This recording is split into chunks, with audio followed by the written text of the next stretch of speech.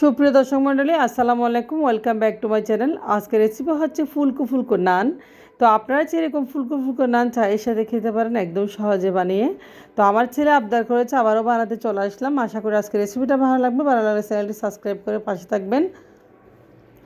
তো বাটিতে প্রথমে আমি 1 কাপ আটা নিয়েছি, আরও 1 কাপ আটা আমি এখানে নেব। আমি আজকে 2 কাপ আটা দিয়ে নানটা বানাবো। তো 2 কাপ যেহেতু আটা নিয়েছি, সেহেতু আমি ইস্টটাও 2 টেবিল চামচ পরিমাণ দিব। তো দেখতে পাচ্ছেন ইস্ট দিয়েছি আমি এখানে 1 টেবিল চামচ পরিমাণ মেজারমেন্ট চামচে। আমি আরও 1 টেবিল চামচ ইস্ট ব্যবহার করব, যেহেতু আটা 2 কাপ আর হাতের কাছে যেহেতু আটা রয়েছে আমি আটা দিয়ে আজকে বানাবো। আপনারা চাইলে ময়দা দিয়েও এটা করতে পারেন, নানটা বানাতে পারেন।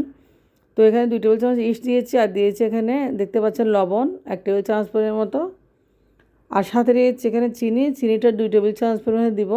আর নানটা একটু মিষ্টি মিষ্টি হলে আসলে খেতে খুব বেশি ভালো লাগে। তো এরপর যে দিয়ে দিব আমি কিছুটা রান্নার তেল। আমি ডোর উপর দিয়েছি, দেখতে পাচ্ছেন আটার উপর দিয়েছি কিছু রান্নার তেল, অল্প পরিমাণে সয়াবিন তেল দিয়েছি। তো তেল দিয়ে ভালোভাবে হাত দিয়ে আমি একটু ময়ান করে নেব। চিনি, লবণ, ইস্ট, আটা ভালোভাবে দেখতে পাচ্ছেন একটু ময়ান করে হচ্ছে হাত দিয়ে, একদম যতক্ষণ দলা পেকে যায় নাই। তো একটা পারফেক্ট ডোর জন্য আসলে এভাবে ভালোভাবে হাত দিয়ে আপনারা ময়ান করে নেবেন। এখন তো আমি একটু পানি দিয়ে ডোটা রেডি করে নিয়েছি, দেখতে পাচ্ছেন একদম সফট একটা ডো বানিয়ে ফেলছি। তো এই ডোটা দিয়ে আমি আজকে সফট নানটা বানিয়ে নেব।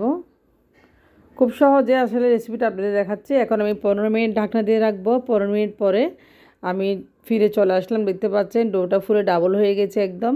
তো নান রুটি বানানোর জন্য একদম পারফেক্ট একটা ডো হয়ে গেছে মাশাআল্লাহ। আমি বাতাসটা বের করেছি, দেখতে পাচ্ছেন হাত দিয়ে একদম চেপে চেপে আর একটু ময়ান করে নিচ্ছি। তো এরপর যে আমি একটা রুটি বানানোর দেখতে পাচ্ছেন একটা পিড়া নিয়েছি।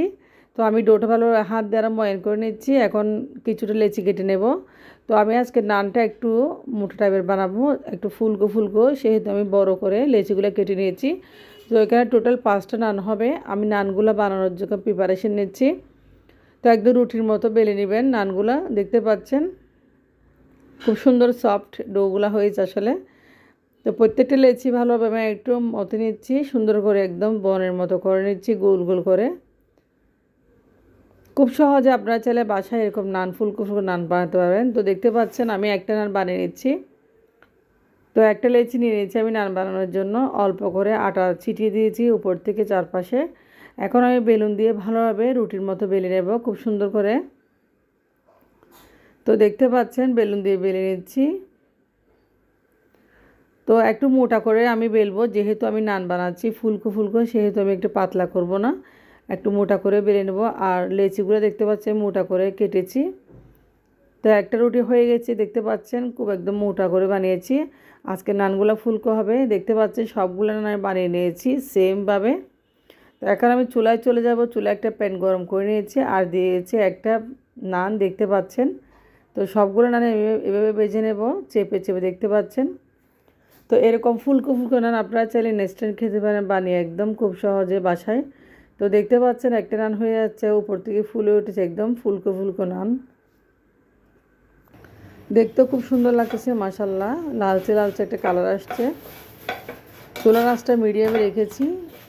তো আমি একটু লাল করে নিয়েছি নিচেরটা, দেখতে পাচ্ছেন। তো একদম ফুলে যাচ্ছে, ফুলে ডাবল হয়ে যাচ্ছে নানগুলা, দেখতে পাচ্ছেন। একটা নান আমি চুলা থেকে নামিয়ে নিচ্ছি।